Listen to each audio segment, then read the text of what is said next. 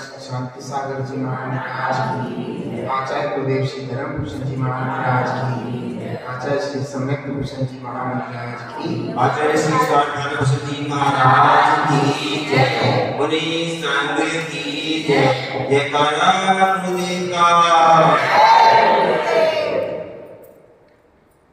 आप सभी आज प्रातःकाल की वेला में जो आए बहुत अच्छी बात है। जैसे मैं कल भी बता रहा था दोपहर की क्लास में कौन कौन आया था, तो जो हमारा बताना था, कहना था कि हम एक शिविर का आयोजन कर रहे हैं। शिविर जो होता है, ये शिविर जो नाम है एक समूह का है, दल का है, एक ग्रुप, एक जन समुदाय का इकट्ठा होना, इसको शिविर बोलते हैं। आंखों का शिविर लग रहा है ऐसा बोलते नहीं कुछ। जैसे अपन उसको भी सैनिकों के जो इकट्ठे होते हैं, सैनिक जो लोग होते हैं उनको ट्रेनिंग दी जाती है, तब तो सैनिकों का शिविर लग रहा है। पहले कभी आपने देखा हो आपकी खतौली में शिविर आया हो सैनिकों का, या वहाँ खेतों में ट्रेनिंग होती थी, तो गांव के लोग, शहरों के लोग उनको सुविधा भी उपलब्ध कराने जाते थे। हमें को भी याद है, हमारे गाँव में मिलिट्री का शिविर आया था, तो उस समय हम लोग मट्ठा वगैरह जितनी भी चीजें घरों में होती थी तो उनको देने जाते थे, फ्री ऐसे ही देने जाते थे कि भाई सैनिक आए हैं तो उनको अपने खाने पीने की चीजें, जिसके यहाँ सब्जियां होती थी वो सब्जियां ऐसे देके आते थे फ्री में उनके लिए। हमारे देश के मतलब नौजवान आए और उस तरीके से। तो शिविर बहुत सारी चीजों को, एक समूह को शिविर कहते हैं, जिस समूह को सिखाना होता है, ट्रेनिंग कराना होता है, कुछ पढ़ाना होता है। तो आज ये जो शिविर है जैन धर्म का शिविर है ना। यहाँ पर आप लोग इकट्ठे हुए हैं और आप लोग यहाँ इकट्ठे होकर के कुछ सीखना चाहते हैं, समझना चाहते हैं, समझ में आ गया, तो वो शिविर है। तो ये जो है क्वेश्चन हमारा आ सकता है कि शिविर किसे कहते हैं, समझ में आया। तो ये चीजें हमें नोट करनी होती हैं कि कोई बड़ी बात नहीं है, हमें अपने दिमाग में रख लेना चाहिए कि समझ में आ रहा है। कोई नहीं, ये अभी आपको ये सिर्फ मैंने इसलिए कहा, जो चीजें हैं आप अपने दिमाग में रख लो। कल से जो सुबह की क्लास है, आज तो हम वैसे आपको भूमिका बनाएंगे, कल से आपको जो है सुबह की क्लास में और भी कोई आना हो तो वो आ सकता है। कल सुबह की, क्योंकि शाम वाली क्लास में तो कल आज एडमिशन होने, और जिनके एडमिशन सुबह वाली क्लास में होने, सुबह वाली कल तक एडमिशन अपने आप आपके कराने। जिनकी कल सुबह की क्लास में, कल आने वाली सुबह की क्लास में एडमिशन नहीं हुए, उनके एडमिशन हम फिर परसों नहीं करेंगे। तो ये बात ध्यान रखना। तो जैसे शिविर की बात कही मैंने, दूसरी बात ये कही कि हम ऐसी कक्षाओं के माध्यम से, क्लास के माध्यम से कुछ सीखना चाहते हैं, अपने जीवन को एक मोड़ देना चाहते हैं। मैंने कल एक चीज और बताई थी सबके बीच में, बहुत अच्छी चीज थी।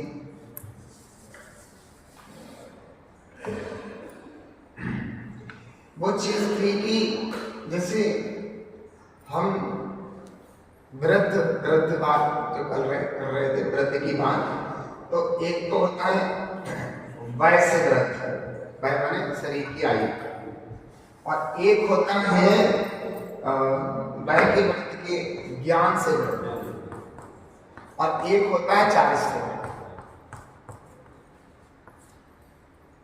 ये 3 प्रकार के वृद्ध होते हैं। वयस्य वृद्ध को आयु से वृद्ध भी कहते हैं ना, जो वयस्य वृद्ध हो जाते हैं। आपको दिख रहा है साहब, वैश्य व्रत वाले को आयु की वृद्धि भी कहते हैं, और ज्ञान के वृद्धि वाला जो होता है वो सम्यक दृष्टि जीव होता है। तो ये सम्यक दृष्टि है, लेकिन अभी व्रत नहीं लिए तो अव्रत सम्यक दृष्टि है ना, अव्रत सम्यक दृष्टि।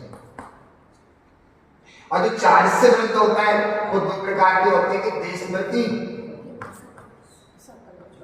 और सकल।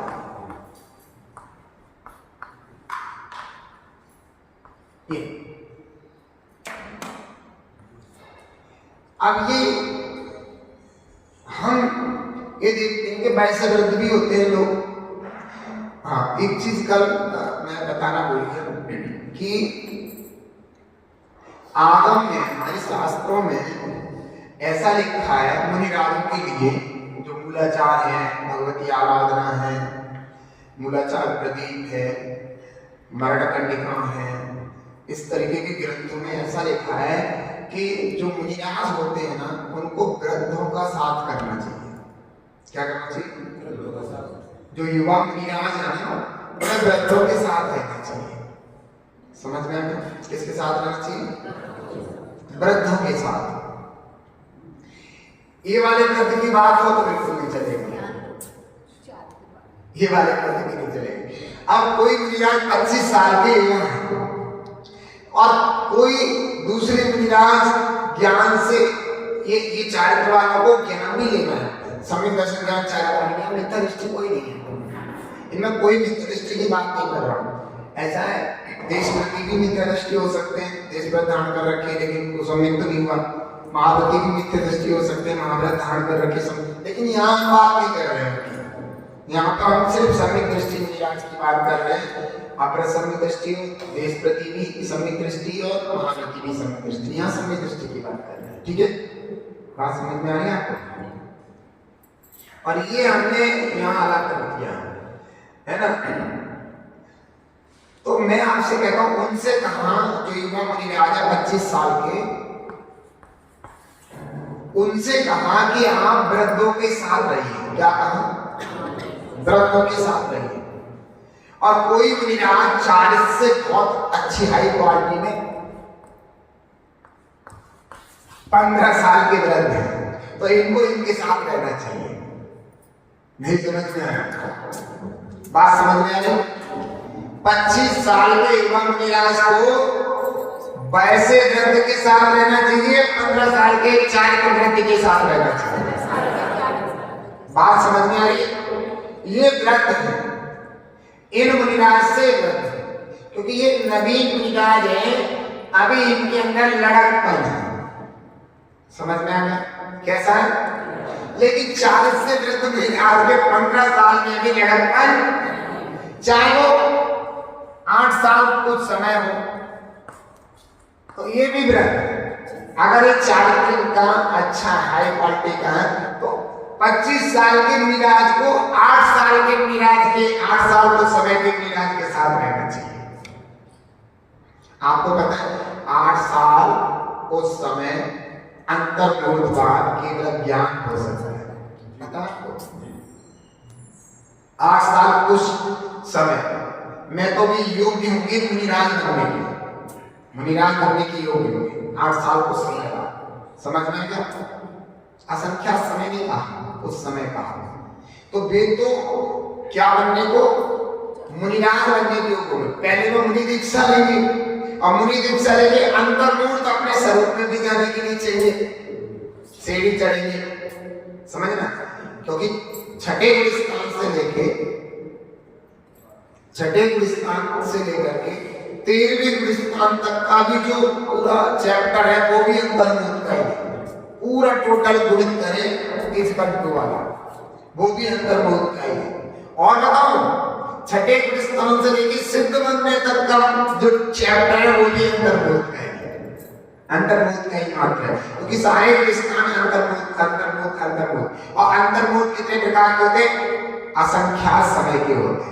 अब तुम कहोगे कि बाहर 13वां गुणस्थान को बहुत बड़ा लंबे समय तक रह सकते हैं, 1 कोटि पूर्व तक रह सकते हैं 13वें गुणस्थान, तो मैंने 1 कोटि पूर्व वाला नहीं लेना, कम से कम उसका जो समय है, जैसे मानो सुपोषण मुनिराज थे, कम से कम समय, जैसे सुपोषण मुनिराज हमारे थे, वो छठे गुलिस्तान में थे, बाप बेटा दोनों थे ना।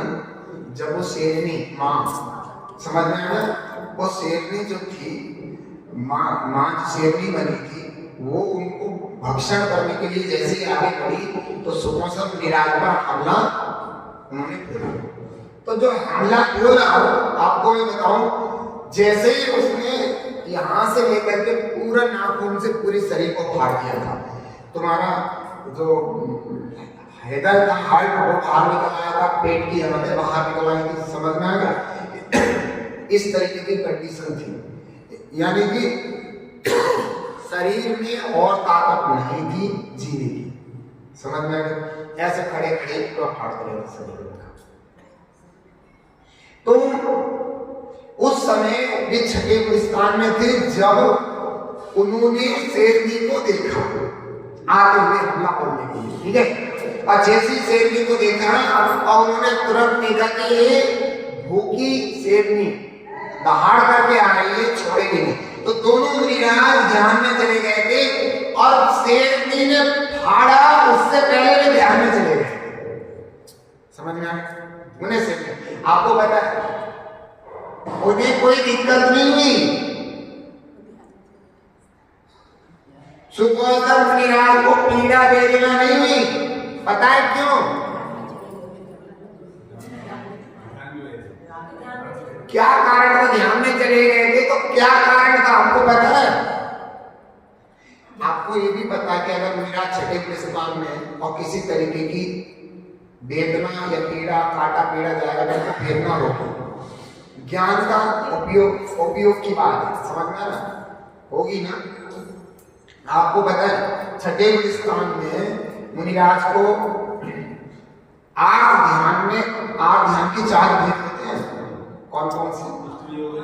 इष्ट योगज, अनिष्ट संयोग, पीड़ा चिंतन और निदान। तो इसमें इस निदान बंधु को छोड़ करके बाकी के 3 ध्यान मुनिराज को हो सकते हैं, इष्ट का वियोग, अनिष्ट का संयोग और पीड़ा चिंतन।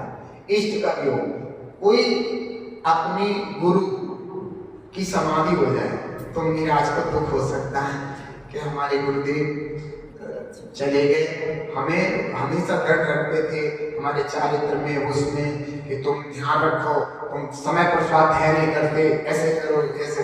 तो आप कौन कहेगा, कौन ध्यान रखेगा, समझ में आया।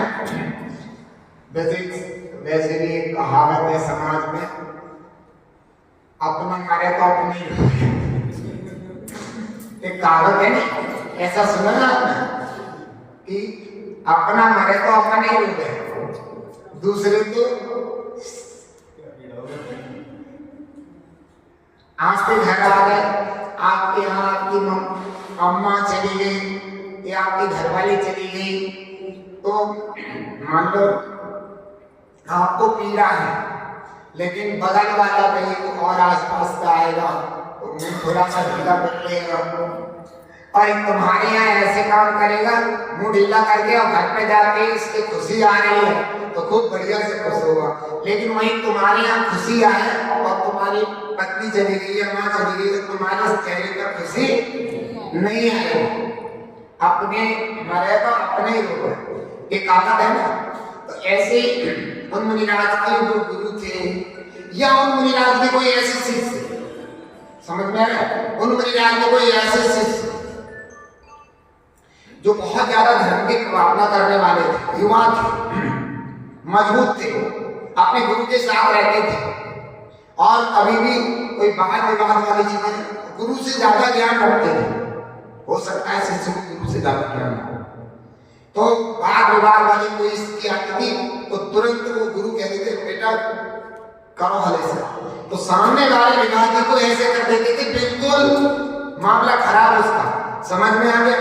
तो ऐसे मुनिराज की समाधि हो जाए गुरु के ऐसे शिष्य की, तो गुरु को पीड़ा होती है, दुख होता है ना। तो इष्ट का वियोग होगा, किसी से इतना अच्छा था, बहुत धर्म ध्यान का था, ये था, चला गया।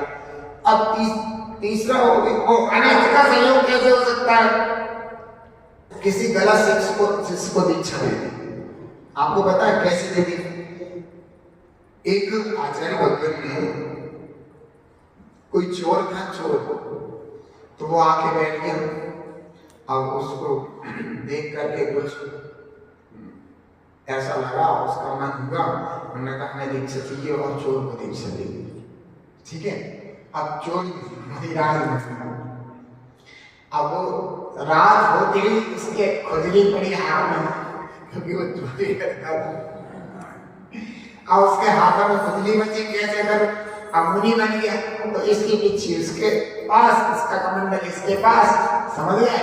नहीं आई समझ? मुनिराजों में जो संग था, उनके पीछे कमंडल उनके उठा के वहां धरिया है, उनके उठा के वहां धरिया है, उनके उठा के वहां रखा है, उनके साथ सारा गड़बड़ कर दिया। सुबह जब आपस में बात हुई तो मुनिराजों के मेरी वो कहाँ गई? देखिए, आपने मेरे से बिना पूछे ले ली, आपने गुरु से बात की नहीं, हम तो लेके आए, देखो तुम कितनी कैसी बात कर रहे, आपने अपने पास रख रखी हो, आप मना भी कर रहे हैं, हम आपकी शिकायत गुरु से करेंगे। अब सारे मुनिराज आ गए शिकायत करने, इनने हमारी ले ली और मना कर रहे हैं, हम तब नहीं लाए। गुरु ने कहा आज पहली बार ऐसी बात हुई, क्या हुआ ऐसा? क्या आप बता गए पूरे संग में खड़बड़ाहट हो गई? कोई बात नहीं होगी, कोई दिक्कत नहीं है, सब शांत हो जाओ और आपने अपने पिसने में लग जाओ, कोई किसी से कुछ नहीं बोलेगा, ठीक है? सबका मौन है। चले गए।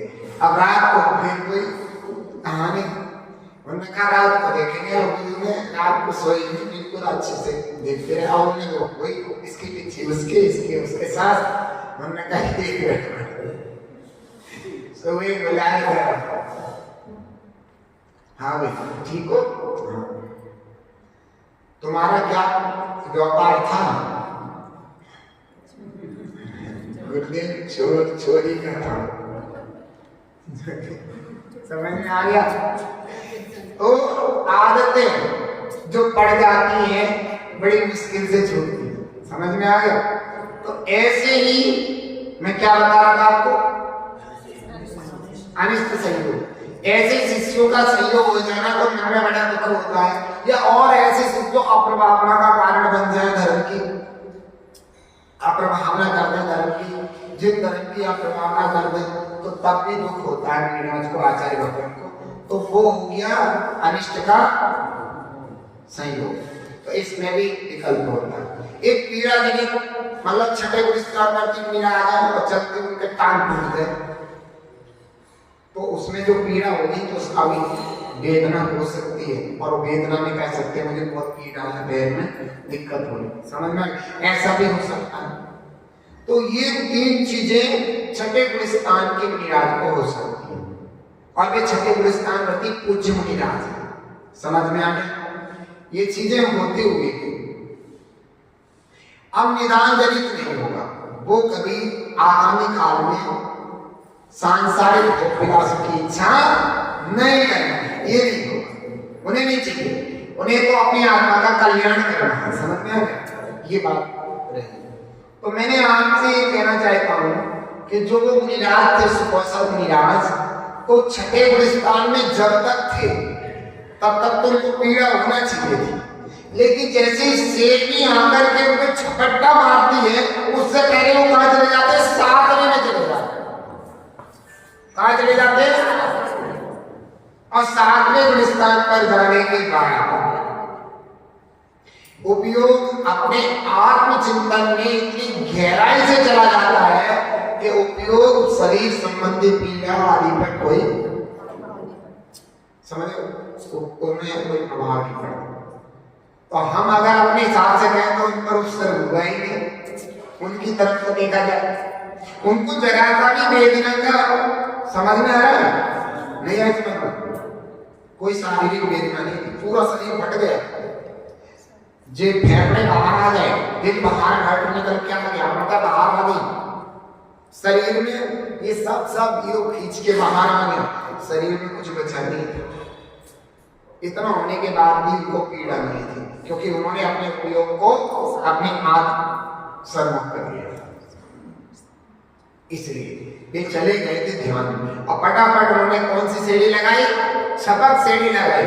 और छपक सीढ़ी में मोहिनी कर्म को नष्ट करते हुए, क्षय करते हुए चले गए। और 10वें गुलिस्तान के अंत में उन्होंने वो विजय हासिल की कि मोहिनी कर्म को पूरा नष्ट कर दिया और सीधे 12वें गुलिस्तान में पहुंच गए। अब 12वें गुलिस्तान में अंतर्मुख में रह करके 13वें में पहुंचे। 13वें में भी तुरंत ही अंतर्मुख, जितना कम से कम हो सकता समय उसे 14वें में, और 14वें से सीधे मोक्ष, क्योंकि शरीर में इतना टाइम ही नहीं था, समझ में आया? और उसी समय उनको मोक्ष हो गया। और छपक सीढ़ी लगा रखी थी, जिन्होंने छपक सीढ़ी लगा रखी है उनको तो मोक्ष जाना ही जाना। समझ में आ गया? छपक और उपसम, ये दो सीढ़ियां होती। सीढ़ी मान होती सीढ़ियां, सोपान, सीढ़ी, समझ गए? ये सारी बातें आपको अब ऐसे आज मैं वैसे ही भूमिका बना रहा था, कोई बात नहीं, आपने पूछ लिया, अच्छी बात है। आप ऐसे भी क्लास में पूछ सकते हैं। हमारी जो क्लासेस जो होगी कल से होने जा रही है, तो आप बीच में आप पूछ सकते हैं प्रश्न भी। बहुत अच्छी लगी, मैं आपको छपक सीढ़ी और उपसम सीढ़ी को अच्छे से बता रहा हूँ, अभी बता रहा हूँ। मेरे को पूछ लेना, मैं ध्यान अगर भूल जाओ तो आप एक बार बोल देना, है ना? अगर मैं ध्यान भूल जाऊँ, मैं ये वाली चीजें बता रहा था। तो छठे गुलिस्तान वर्ती मुनिराज 7वें में पहुंचे, और वो इस सब एक साथ से छठे से लेकर के और 14वें गुलिस्तान तक की जो यात्रा है वो भी अंतर्मुख की, बड़े अंतर्मुख की, बड़ा वाला और बड़ा, क्योंकि बड़े तो कई होते हैं। एक सबसे बड़ा होता है कि 48 मिनट से, मतलब एक समय का, ठीक है ना? एक आदमी प्लस एक समय से लेकर के 48 मिनट से एक समय का, वो सबसे बड़ा अंतर्मुख होता है, ठीक है? फिर तो एक मुहूर्त हो जाता है, क्या हो जाता है? 1 मुहूर्त हो जाता है 48 मिनट। खैर, तो मैंने आपको ये सारी चीजें बताई।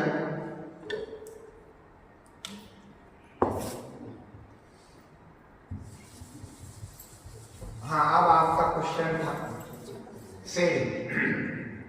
सीढ़ी कैसे चढ़ते हैं? आपका क्वेश्चन, जैसे मुनिराज छठा गुलिस्तान और 7वां गुलिस्तान, छठे से 7वां, 7वें से छठा, हजारों बार मुनिराज ऐसे आते जाते रहते हैं। इसे झूला भी कहते हैं, झूला भी कहते हैं। अगर मुनिराज के परिणाम ऐसे नहीं बन पा रहे हैं जो छठे में जा सके, तो इधर आ जाएंगे 5 में, यहां भी नहीं मिलता है तो इधर आ जाएंगे 4 में। एक छायक समय दृष्टि की अपेक्षा करते हैं। छायक समय दृष्टि 4 से नीचे नहीं जा सकता, क्लियर? छायक समय दृष्टि नीचे जा ही नहीं सकता, उसके लिए वो प्रकृतियां ही नहीं है। जो 7 प्रकृतियां थी, अनंतानंद की 4, मिथ्या समय, मिथ्या समय, प्रकृति, दर्शन, मोहिनी की 3, वो यहाँ उसके ही नहीं है। समझ में आया? तो जब प्रकृतियां नहीं है तो उनका उदय कैसे आएगा? और उदय नहीं आएगा तो नीचे जाएंगे नहीं, ना भी सभी दृष्टि हो सकती, ना बस साधन वाले हो सकते, और ना मिथ्या का उदय, मिथ्याति नहीं है तो मिथ्या भी नहीं हो सकता। तो वे 4 तक आ सकते हैं परिणाम की अपेक्षा। परिणाम नहीं समझे तो 5 बार कितने भी दी रहेंगे इस पृथ्वी के परिणाम का 4 यहाँ तक आ सकता है, लेकिन ऊपर जाएंगे। अब यहाँ के बाद क्या होगा वो देखिए। इस गुलिस्तान के 2 वीर होते हैं, 1, 2, तो इसमें 100 स्थान, पहला जो भेद है 100 स्थान और दूसरा भेद है 7 स्थान। आप चिंता ना करो, ये सब चीजें हम आपको कॉपी वगैरह एकदम लिखवा देंगे, सब कुछ जैसा जैसा समय मिलेगा, क्योंकि बहुत कम समय है। आपको 9 दिन का समय रह जाएगा, कल से हम पढ़ेंगे। 9 दिन का भी नहीं, पेपर भी है, सब वो है, मतलब 7 दिन का तो मिल जाएगा हम लोगों को, समय लगभग 7 दिन का मिल जाएगा, कोई बात नहीं। तो ये 100 स्थान 7 से ऐसे होते हैं। तो जो मुनिराज जो 7वें गुलिस्तान में और छठे में झूलते रहते हैं, तो वो ये 100 स्थान तक ही आते हैं। और ये कहो तो गलत नहीं होगा कि पंचम काल की मुनिराज इसमें रहते हैं, स्वस्थान और छठा, सातवें के 2 वेद हैं, सातवें के 2 वेद में स्वस्थान अपनी सात से वाला आगे वाला है। तो जो पंचम काल के आपको भी समझ में आया ना, अभी गुलिस्तान नहीं पता आपको, तो ये भी बहुत बड़ी दिक्कत है। मैं सारे गुलिस्तान एक दिन बताऊंगा, पूरे गुलिस्तानों को एक ही दिन में बताऊंगा। एक चीज आपको और बताएं, भैया ने अपने पास एक सुविधा कर रखी है और हमारे माई वाले भैया ने भी कर रखी है कि आज कि ये जो है हमारी क्लास को रिकॉर्डिंग कर रहे हैं और ये रिकॉर्डिंग करके आपके ग्रुप वगैरह में डाल देंगे। समझ में आ गया? ये तो सुविधा और हो गई कि आप घर पे सुन सकते हो उसको दोबारा से। तो जैसे आपको एकदम नोट करने की वो नहीं है कि एकदम नोट कर लो, आप रखो कॉपी, एकदम नोट भी कर सकते हो जितनी जल्दी आपको। मतलब हम नोट में लगे रहे तो हम फिर पढ़ेंगे कब? हाँ महाराज जी ये बताना, तो बोलते बोलते नोट जितना हो गया अच्छी बात है, और जो रह गया वो फिर से घर पे जा करके सुन लो। तो ये बहुत अच्छी सुविधा है। कहते कि मोबाइल गलत भी है अच्छा भी है, लेकिन मेरे लिए तो बिल्कुल ही गलत है, मेरे लिए अच्छा है, लेकिन आपके लिए कहीं हद तक अच्छा भी कहीं हद तक बुरा भी है। धर्म की चीज उपयोग की चीज पढ़ो तो अच्छी बात है, और अनुपयोग की अधर्म की चीज पढ़ो तो गलत बात है। और लेकिन तुम्हारे जीवन में अधिकतर अधर्म की बातें ही आती हैं। क्या आया? तू बजा, तू बजा। हम देखते हैं लोग हमारे पास भी आते हैं, भैया कृति वगैरह में भी आते हैं, तो पता क्या करते हैं? तू बजा।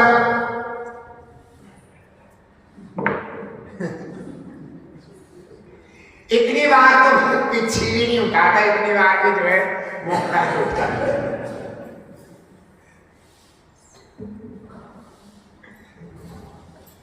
कई हद तक मैं इसको इसलिए भी अच्छा समझ रहा हूँ वैसे ही हंसी में कि कम से कम इन्हें पीछे देने का तो जब वो पढ़ेगा भी तो आदत पड़ी रहेगी। मोबाइल तो होगा नहीं, पीछे होगी, बार बार उठाएंगे, इनको अभ्यास पड़ जाएगा। वो दुनिया में अब तक की ऐसी इतनी ज्यादा तो माँ भी अपने बच्चे का ख्याल नहीं रखती जितने की मोबाइल का आप ख्याल रखते हैं। इतना माँ भी नहीं रखती आजकल अपने बच्चे का ख्याल जितना मोबाइल का रखते हैं। एक कोई किसी ने एक चुटकुला भी सुनाया था, किसी स्त्री का बच्चा हुआ हॉस्पिटल में, तो उसके बाद एकदम वो कुछ खोज रही थी, तो नर्स आई, परेशान ना हो, आपका बच्चा सुरक्षित है और अभी मैंने उसको लिटाया पालने में, आप दिक्कत ना माने। अरे बच्चा छोड़, मेरा का मोबाइल में आ गया था। यो गरीब बच्चा छोड़, एप्पल का मोबाइल मैंने यहाँ रखा था, कहाँ गया? और वो समझी नर्स के इतनी ज्यादा हवड़ तगड़ माँ को बच्चे का ही रहता कि मेरे बच्चा कहाँ। तो वो वाली बात है कि व्यक्ति के अंदर जितना ज्यादा स्कोप, जितना ज्यादा मोबाइल का रहा कि क्रेज, उतना अब तक नहीं देखा किसी भी चीज।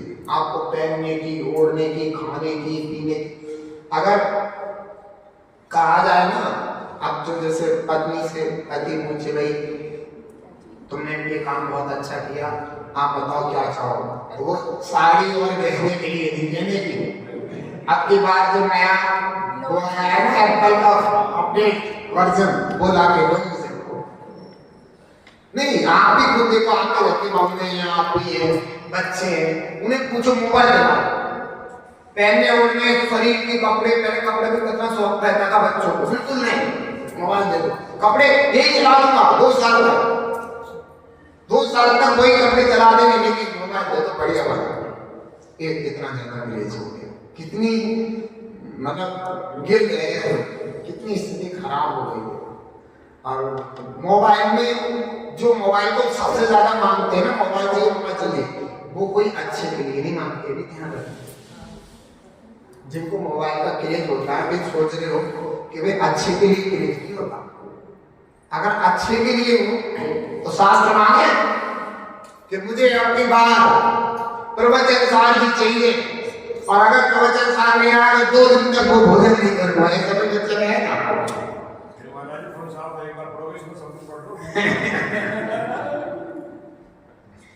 इसके लिए नहीं, अच्छे के लिए नहीं, वो जो अच्छे के लिए।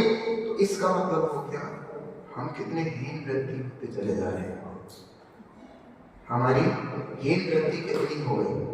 बच्चे आपको उसमें गेम देखेंगे या गूगल में पता नहीं क्या क्या सर्च करेंगे, हमारी हीन वृत्ति कितनी हो जाएगी। हम कहते काल, ये जो काल है ना, कौन सा काल चल रहा है? पंचम काल। आप देखो, पहला काल, दूसरा काल, तीसरा काल, चौथा काल, पंचम काल, छठा काल, और 7वां भी होता है क्या? 7वां नहीं होता, 6 तो बोलते हैं।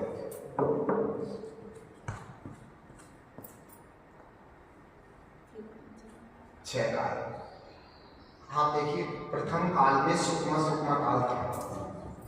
आप देखिए यहाँ के जीव बहुत ज्यादा भद्र परिणामी थे, बहुत ज्यादा भद्र परिणामी समझते हो? मंद कसाई जी बहुत ज्यादा। फिर इसमें कुछ कम भद्र परिणामी हुए, फिर इसमें कुछ कम भद्र परिणामी हुए, फिर इसमें कुछ कम भद्र परिणामी हुए। यहाँ पर होते तीर्थंकर चौथे काल। ये अब सपने की अपेक्षा में कथन कर रहा हूं मैं, अब सपड़ी काल की कथन नहीं, तो उस सपड़ी का अगर कथन करें तो ये आएगा छठा। तो ये ऐसे नहीं होगा, ये नामी ये लिखा जाएगा, जैसे ये इन्होंने लिखा है, तो ये जो छठा वाला है ऐसे करेंगे 1 5, 1 के बाद 2, और 2 के बाद 3, 3 के बाद 4, 4 के बाद 5, 5 के बाद 6, ये उल्टा चलेगा। उस सरकड़ी में पहले काल छठे जैसा होगा, नाम ही उसका पहला काल होगा। छठा बोल देते हैं ना, वो गलत है, सिद्धांतिक नहीं है। छठा वो पहला काल होगा, क्या होगा? लेकिन कैसा होगा? छठे जैसा। ये ध्यान रखना। दूसरा काल होगा वो 5वें जैसा होगा, नहीं हाँ जैसा हमारा चल रहा है कैसा उनका दूसरा होगा। उनका तीसरा काल जो होगा वो चौथे जैसा होगा। वहां उस सरपड़ी में तीसरे काल में तीर्थंकर होंगे। अब तुम ये सोचो कि हमेशा ये कह दो चौथे काल में ही तीर्थंकर होते हैं, तो वो अवसरपड़ी काल की अपेक्षा कथन है। ये बात ध्यान रखना, समझ में आ रहा है? लेकिन उत्सर्पणी के तीसरे काल में तीर्थंकर होंगे।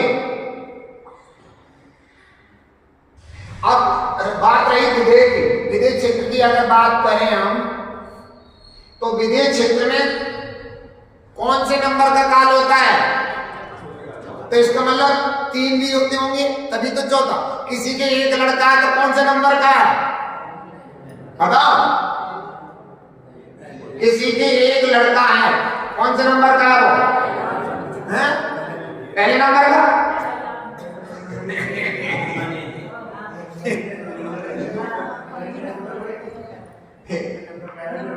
चलो आपके एक घरवाली है, कौन से नंबर की है?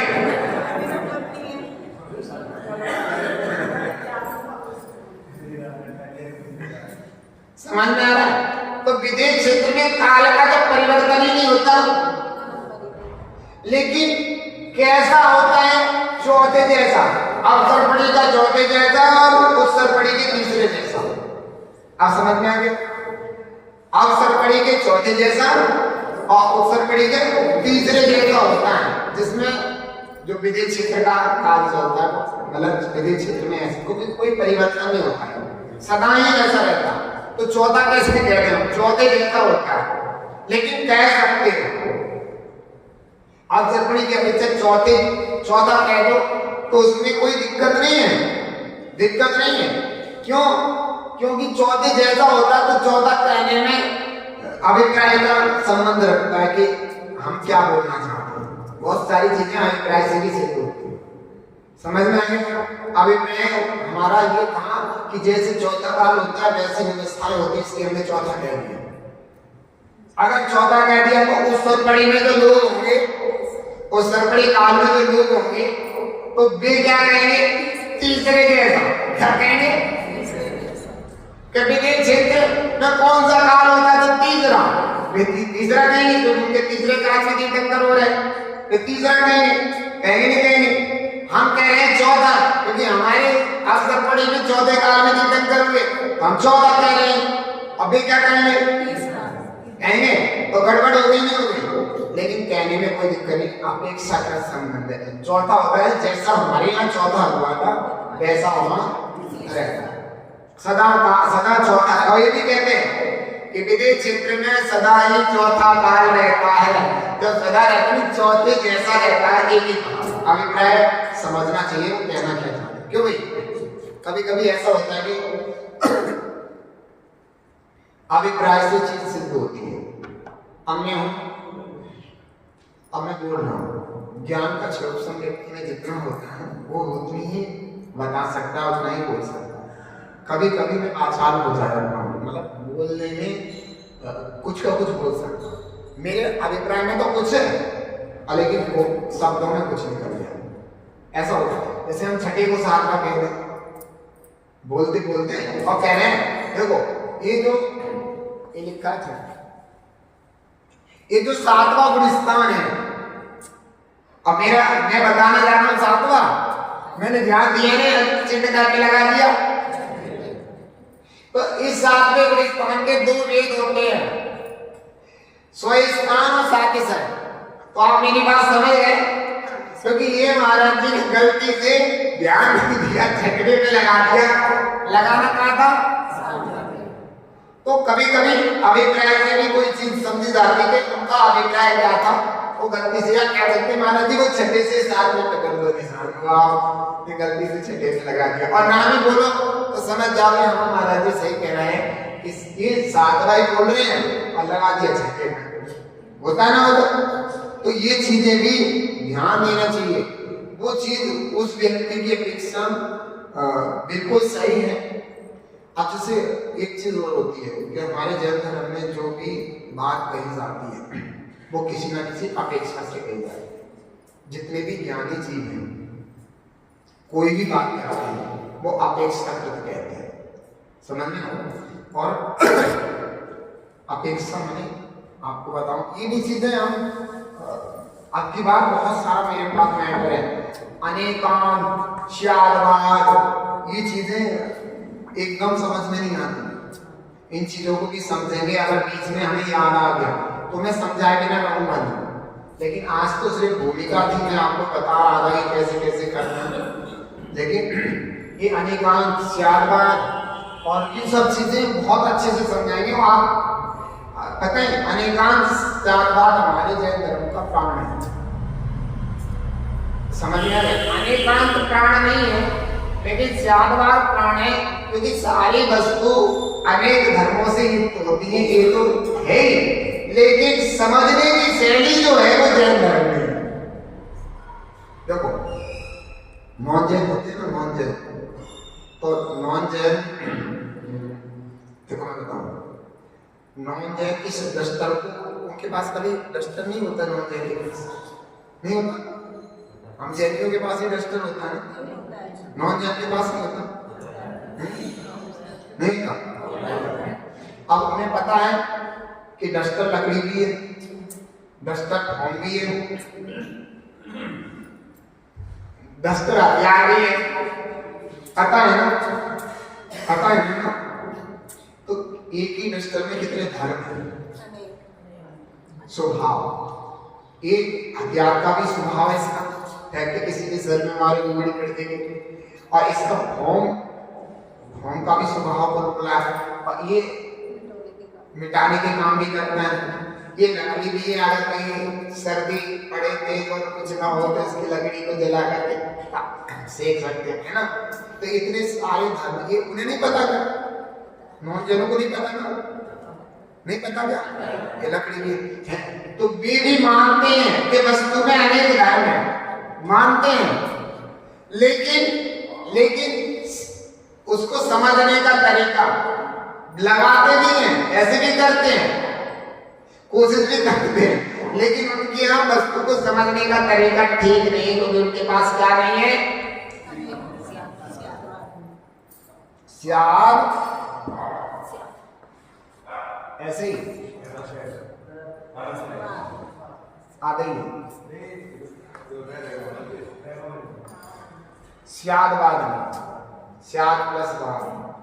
स्याद माने किसी अपेक्षा से, वाद माने कथन करना, ये नहीं।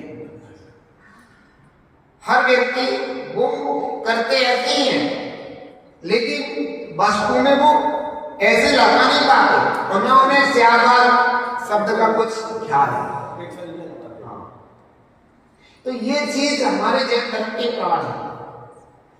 एक ही समय में एक व्यक्ति पापा और अपापा दोनों है, पापा भी और पापा नहीं भी है। ऐसा हमें भी लगता है, क्योंकि ऐसा कैसे हो सकता है? मैंने कहा तो मम्मी भी हो और मम्मी नहीं हो। नहीं महाराज, कैसी बात है? या तो मम्मी नहीं हो तो नहीं, एक ही समय में वन टाइम में आप मम्मी और मम्मी दोनों हो। क्यों?